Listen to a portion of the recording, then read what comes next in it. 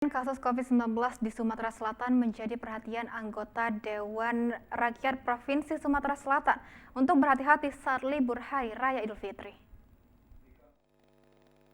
Jumlah peningkatan kasus COVID-19 di Sumatera Selatan yang mencapai 65% membuat Sumsel masuk dalam urutan provinsi tertinggi dalam penyebaran COVID-19 di Indonesia.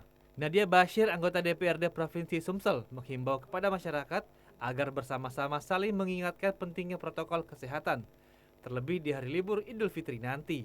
Penumpukan dan kerumunan banyak terjadi di pasar saat ini dan tidak sedikit pedagang yang tidak peduli dengan protokol kesehatan.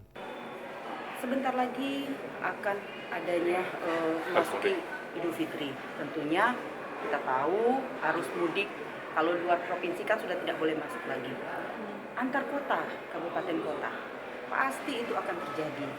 Dan ini menandakan adanya penurunan kesadaran dari masyarakat akan protokol kesehatan. Nah, yang mengingatkan masyarakat itu siapa kalau tidak kita? Gubernur Sumatera Selatan Heri Mandiri melihat dari perkembangan kasus harian penyebaran COVID-19 dari tanggal 3 Mei Provinsi Sumatera Selatan berada di urutan ke-17.